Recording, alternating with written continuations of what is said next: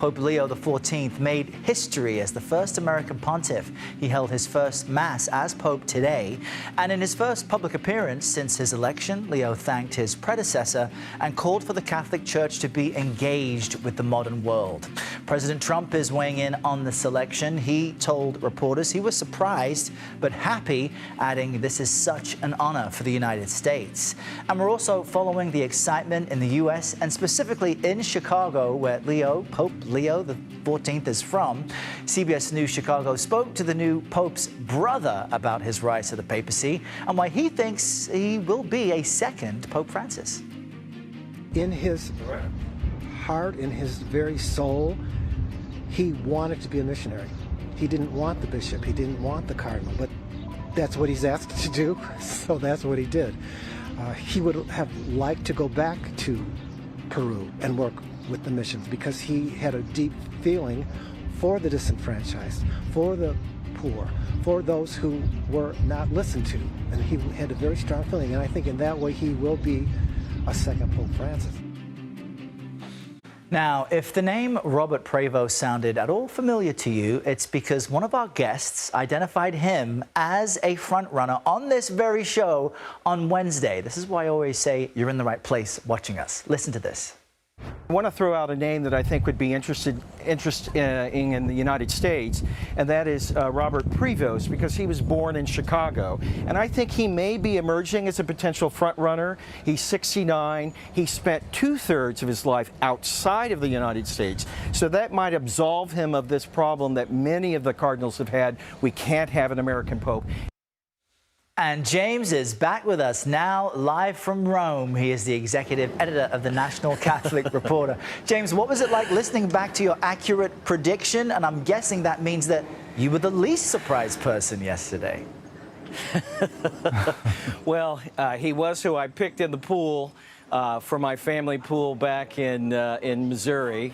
But I have to tell you, even though he was my pick, in my wildest dreams, honestly, I did not expect an American pope. Wow. And my Catholic teaching tells me I need to be humble today.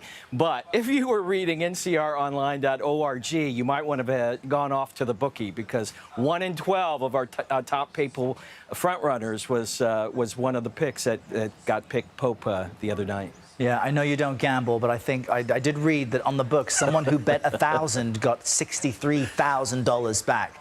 But what now does this mean for the Catholic Church and the direction it will take, considering exactly what you just said on Wednesday, that he's almost a moderate, a centrist choice? Yeah. And given, I think, what we're seeing today from his first Mass in the Sistine Chapel, he's doubling down on the Pope Francis papacy. I think there's no question that this is the direction he wants to go. His biography about reaching out to the peripheries and that clip from his brother is a strong indication. But one thing you didn't mention was he also talked about in this Mass today, which in the homily he began in English and then went into Italian. He talked about the dangers of clericalism, which was a big issue with Pope Francis. He said he admonished and cautioned the cardinals in the College of Cardinals who were gathered in the Sistine Chapel that they need to make themselves small so they can open themselves up to Christ. And that's a way of saying, you know, be with the people, listen to the people, don't, you know, tower over or be, the boss of the people, essentially. One area in which he may differ with the late Pope Francis, though, is that on the rights of the LGBTQ and their place in the church, especially when it comes to marriage and adoption. What do we know about his stance on those topics? Well, I think you have to also clarify that Pope Francis never once changed the liturgy. I mean, the teaching of the church. He never changed the teaching of the church on those issues, right? He wanted to include LGBT. He said, todos, todos, todos, everyone come to the church, but he never revised the teaching of the church. So my response to that is wait and see. I mean, as you know, when we pick a Supreme Court justice, you never know how they're going to rule on a case.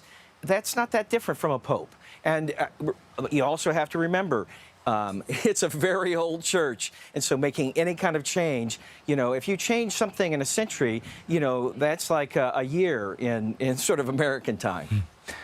James is batting 1,000 this week, so take that prediction with that in mind. James Grimaldi, great to have your insight with us. Thanks so much.